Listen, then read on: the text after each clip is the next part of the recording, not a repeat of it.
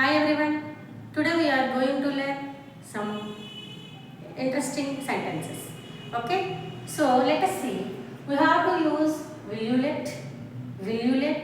మనము will you let అనే phrase use చేసి తెలుగు నుండి ఇంగ్లీష్ ఎలా మాట్లాడాలో నేర్చుకున్నాం. ఓకే చూడండి. సో అతన్ని వెళ్ళనిస్తావా లేదా, లేకపోతే నన్ను చూడనిస్తావా లేదా, ఆమెను చేయనిస్తావా లేదా.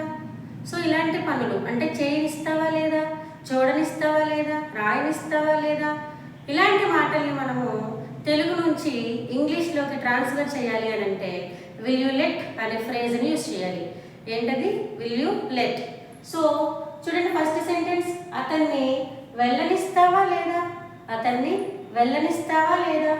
Will you let him go or not, will you let him go or not. So next sentence, నువ్వు ఆమెని పని చేసుకోనిస్తావా లేదా, నువ్వు ఆమెని పని చేసుకోనిస్తావా లేదా. Will you let her work or not, will you let her work or not. Next sentence, నువ్వు వాళ్ళని ఎక్స్ప్లెయిన్ చేయనిస్తావా లేదా, నీవు వాళ్ళని ఎక్స్ప్లెయిన్ చేయనిస్తావా లేదా. Will you let them explain or not, will you let them explain or not. Next sentence చూడండి, video చూడనిస్తావా లేదా, నన్ను వీడియో చూడనిస్తావా లేదా.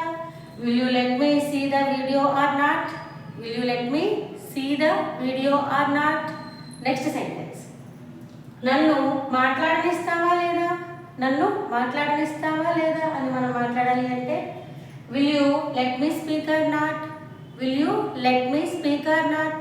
అలా మనము చూడనిస్తావా లేదా, చేయనిస్తావా లేదా అనే సెంటెన్సెస్ని తెలుగులో నుండి ఇంగ్లీష్లోకి ట్రాన్స్ఫర్ చేసి మాట్లాడాలి అని అనుకున్నప్పుడు విల్ యూ అని యూజ్ చేసి మాట్లాడచ్చు, విల్ యూ లెట్ అని యూజ్ చేసి మాట్లాడచ్చు. ఓకే.